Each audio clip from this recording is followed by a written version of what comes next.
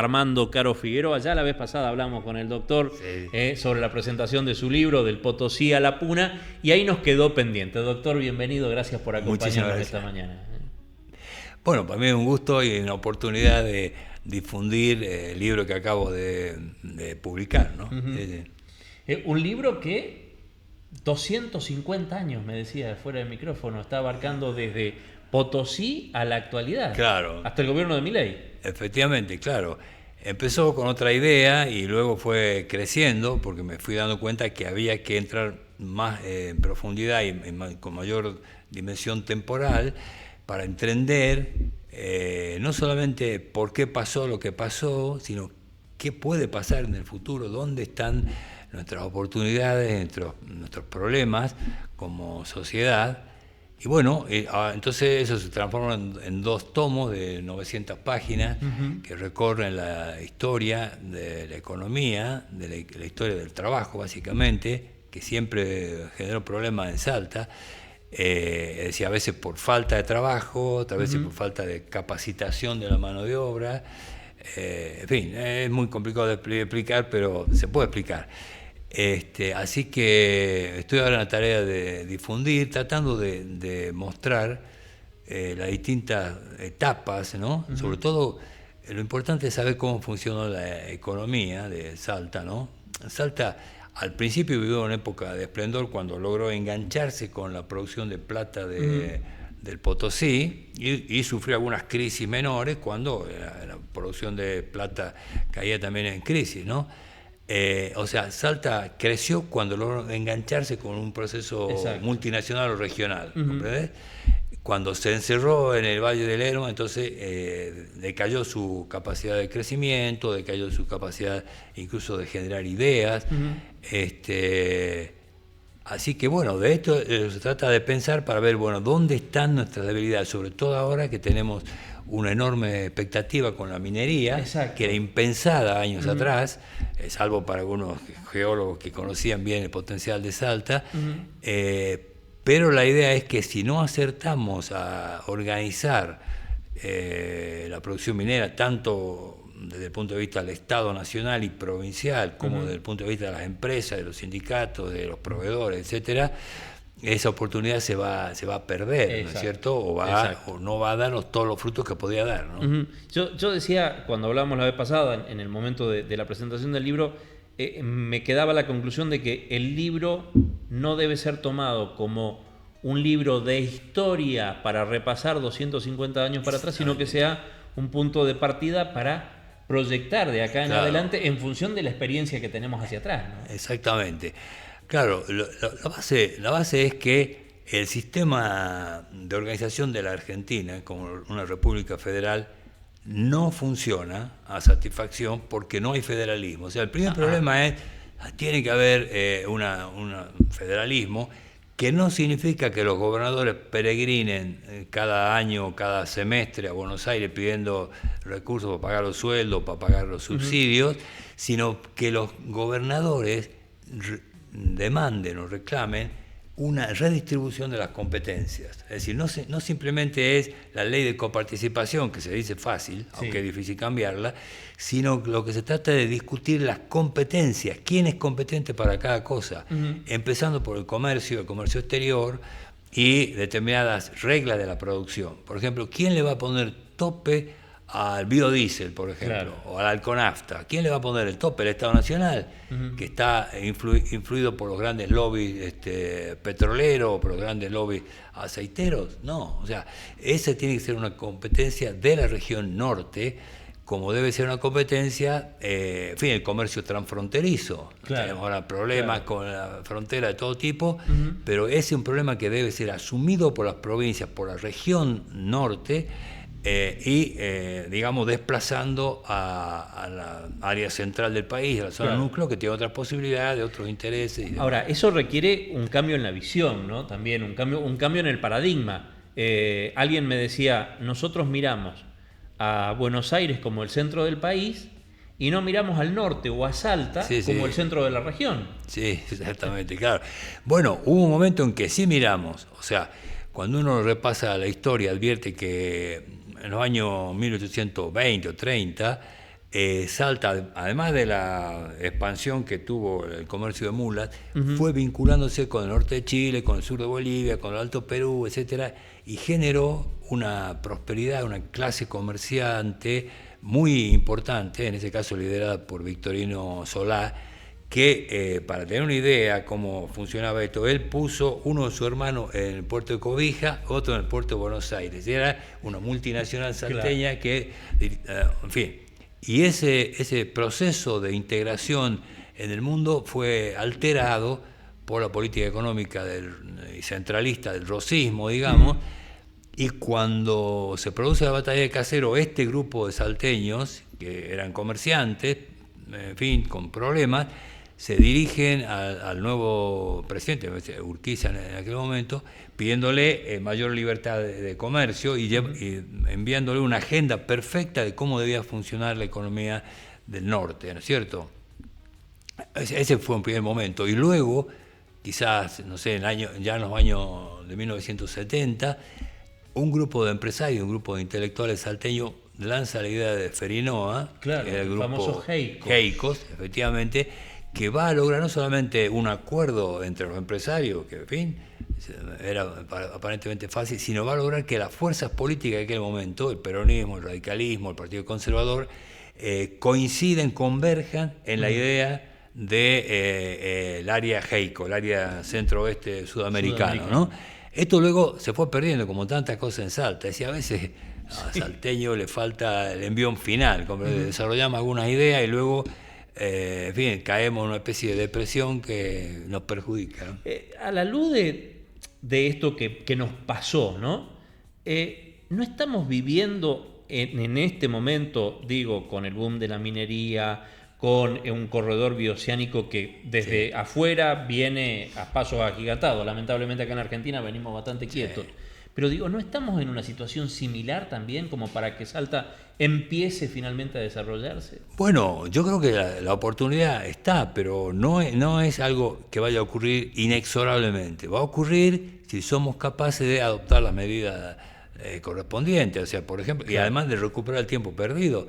Nosotros hemos perdido el tiempo en materia de capacitación de la mano de obra porque formábamos en materias y en oficios que desaparecieron o que perdieron impulso. Claro.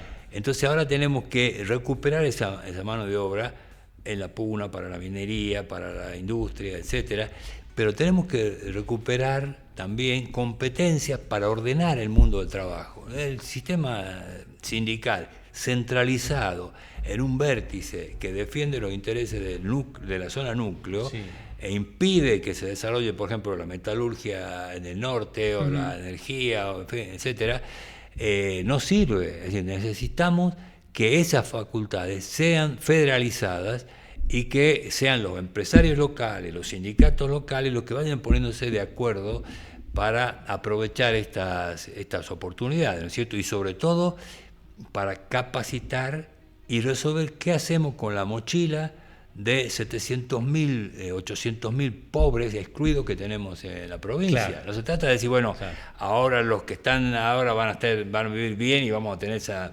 mochila, esa carga enorme de inequidad que tiene Salta. Bueno, hay que resolverla, ¿no? Inequidad que la tenemos a nivel país, entre la zona núcleo y la periferia, como somos nosotros, y que después la repetimos también en Salta. Exactamente, claro.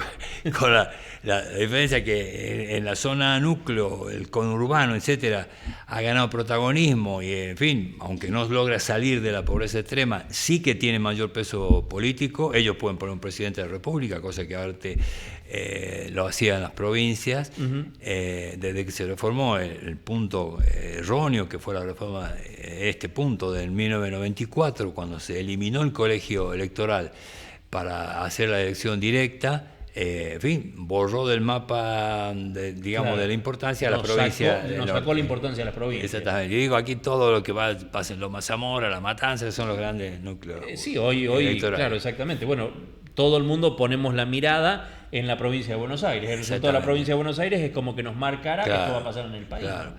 Además que la provincia de Buenos Aires, recoge los fracasos del norte, los fracasos de la zona de las provincias o los países vecinos, o sea, la inmigración que alimenta el norte son santiagueños, chaqueños, salteños, jujeños, catamarqueños, que tuvieron que emigrar a las zonas de oportunidades porque aquí no había tales oportunidades, fruto de malas decisiones de política institucional, es decir, fruto de ahogar el federalismo y de malas decisiones de política económica, que era, es decir, volcar todo a un solo modelo de producción, claro, agropecuario, ¿no? Yo preguntaba recién y usted me dijo, bueno, hay que tomar una decisión política. Digo, la Argentina hoy, Salta en particular, pero la Argentina en general, ¿estamos políticamente en condiciones? ¿Nuestros políticos actuales tienen condiciones para tomar esas decisiones? Yo creo que no, francamente no, con todo los respeto, por supuesto.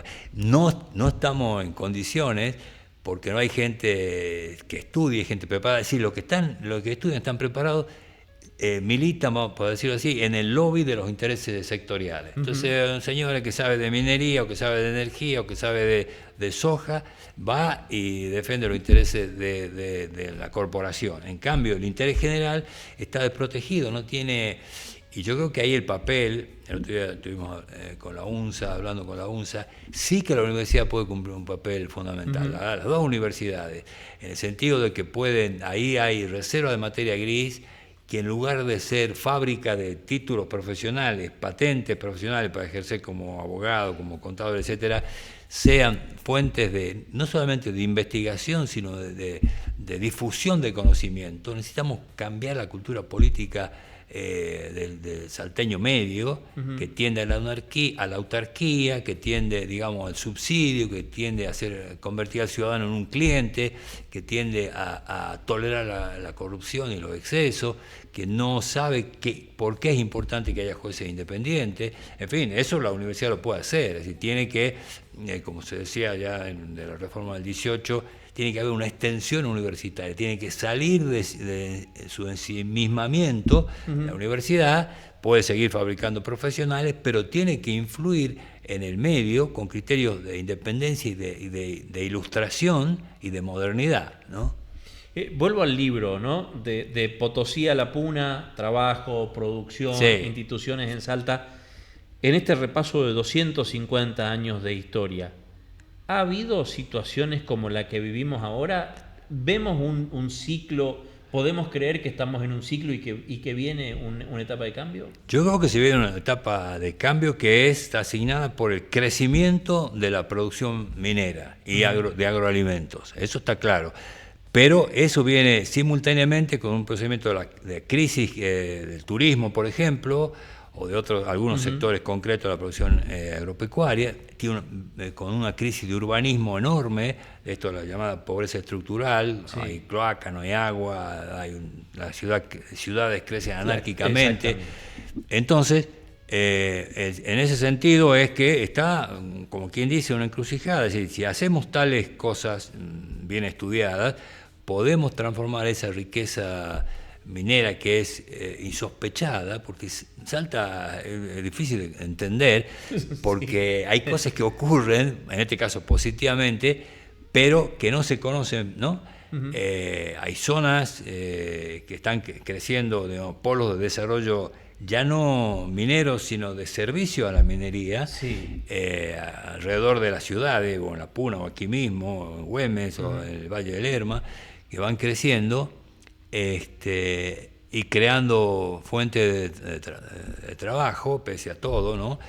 Entonces, esa oportunidad está ahora. Depende, si nosotros, por ejemplo, un segundo tema central, primero es el federalismo, el segundo es la fiscalidad. Claro. Si nosotros no somos capaces como salteños, de abrir un debate sobre la fiscalidad, que no es la coparticipación de los impuestos coparticipables, sino es un debate sobre cómo se van a repartir todos los recursos que administra el Estado Nacional y los Estados provinciales y los Estados municipales, el asunto no va a funcionar, porque la fiscalidad es una herramienta, tiene dos funciones. La fiscalidad va a promover el crecimiento y el desarrollo y va a fomentar el avance de las zonas más subdesarrolladas, ¿no es cierto? O sea, no se trata de que cada uno recaude en función de lo que produce, sino tiene que haber un elemento de fomento, es decir, hay que ayudar a que Salta, Jujuy, Catamarca, Chaco, etcétera, equiparen sus capacidades productivas con ayuda, como ocurrió en Europa. Es decir, Europa creció. Bueno, en esto quiero citar a un gran amigo, trabajé con él mucho tiempo, el doctor Ricardo Gómez Díez. Exacto, sí. Y en su momento él presentó ante el Senado de la Nación un plan de convergencia. Exactamente, ¿no? Sí. Para romper la simetría entre el puerto y las provincias, ¿no? Sí, conozco efectivamente. Ricardo es promotor de varias de las iniciativas que todavía dan vuelta ahí. Otra es la reforma de la ley electoral para lograr que haya igual valor del voto, ¿no? Pero efectivamente, o sea, eso es lo que tenemos que discutir. Si solamente nos centramos y bueno, es la nación la que dice si hay regalías, si no hay regalías. Y además, el problema es que el ciudadano común, los profesionales universitarios, los expertos, no sé, vos lo decías al principio, carecen de los datos necesarios para saber dónde estamos parados. Entonces, no sabemos si la minería, tal como está diseñada, va a ser buena, va a ser pan para hoy, hambre para mañana, si va a haber cuestiones ambientales. No sabemos con certeza. Hay un debate, vamos a decir, político, pero no un debate científico. Digamos. Sí. Necesitamos saber cuánto empleo se va a crear. Y entonces, como uno tiene una visión limitada, dice, bueno, la minería son las regalías, y es una idea falsa, porque la regalía es, como dirían los españoles, el chocolate del oro, es nada, la regalía frente al potencial de crecimiento de los puestos de trabajo, anexo de servicio, de proveedores, que es lo que... La visión corta, ¿no? El boom de la minería, ¿cuál es? Y si nos deja el 3 o el 5% del cambio. Exactamente. Claro, un debate falso, porque no se han hecho bien los números. Ahora sí, yo vi esto hace poco un debate en mendocinos, Mendoza está sabiendo, pese a que tiene restricciones legales para la minería, está sabiendo, digamos, pudiendo medir qué pasa en el momento en que la producción de cobre, por ejemplo, se relance. Entonces, es un problema que tiene que ver con la calidad de la clase política y con la calidad de la clase dirigente, y además esa calidad implica capacidad de responder rápidamente. Nosotros tenemos un problema en el norte petrolero, una crisis de los viejos pozos petroleros, los destilerías, etcétera, y la clase política no va a reaccionar tarde, ¿comprendés? Y entonces no es capaz de diseñar soluciones alternativas para paliar o acompañar el desarrollo de un sistema productivo. ¿Y cómo se recupera la clase política? Bueno, yo creo que son años, porque el sistema ha ido desalentando la participación de ciertos sectores, ¿no? Porque exige vasallajes que mucha gente no está dispuesta a cumplir, y además yo creo que en Salta se ha ido perdiendo la idea del mérito, ¿no? De que, en fin, es muy largo, pero para mí era importante, por ejemplo, pasar a la bandera o salir en el cuadro de honor del colegio. Era una idea, tenía, no sé, 6 años, 7 años, ya me fijaba en esas cosas. Entonces, cuando la sociedad avanza y crece sin esta idea del mérito, sino de la chatura. De la chatura y de la avivada, el que uno consigue, no sé qué, una prebenda, es dañino, ¿no? Entonces, la clase política es eso. Hay alguna gente muy preparada que tiene que, digamos, descender un poco porque, en fin, el ambiente no da para tanto, y el resto es gente que solamente piensa en ser reelecto y piensa, en fin, que le vaya bien en sus cuestiones privadas, ¿no? Claro. Entonces, yo creo que eso es lo que hay que cambiar, y el ciudadano, en fin, debe ser un poco más exigente, de recibir mejores cursos de formación institucional, ¿no? Además. Nos hemos visto a la Argentina que se destacaba por sobre el resto de los países de la región. Y hoy vemos una Argentina disminuida, casi en el mismo nivel o menos todavía que nuestros países vecinos. Claro, eso se ve en el tema de educación, por ejemplo, pero se ve también en el tema del comercio exterior.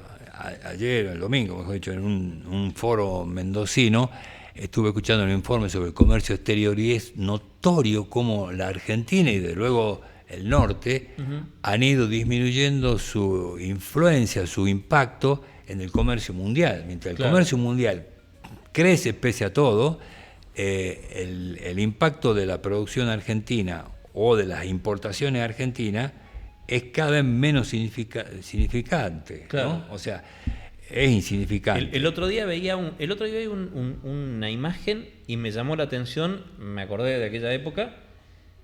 La ponen a Salta como la principal productora de porotos y exportadora de porotos. Sí. Teníamos la famosa Junta Provincial de Porotos en Rosario de la Frontera. Bueno, de aquella época, el grupo Geicos, de Perinoa, de las exportaciones, de la ronda de negocios. Hemos perdido todo eso. Bueno, yo conozco poco ahora, pero sí sé que sigue siendo el principal productor de porotos Salta, ¿no? Y además que hay, porque todos son, vamos a decir, los capitanes de la industria, los capitanes de la agricultura, se van dando cuenta que así como se cierran las posibilidades de exportar poroto negro a Brasil, se abren las posibilidades de exportarlo a Vietnam, a Asia. Entonces hay capitanes de la industria alimentaria que se dieron cuenta de esto y cambiaron su sede y ahora hay empresas salteñas con sede en Vietnam. Sí. Esto es lo que se espera. Ahora, obviamente si ese empresario no tiene los incentivos necesarios, o si encuentra escollos, exactamente, o el flete, o la carretera, está destruida la carretera, o el flete... Condiciones laborales. Claro, o sea, de todo un poco. Entonces, eso es lo que... Ahora, no va a cambiar eso. Vamos a ver. El presidente, con el ejercicio de sus funciones, está anunciando la inminencia de una reforma fiscal y de una reforma laboral.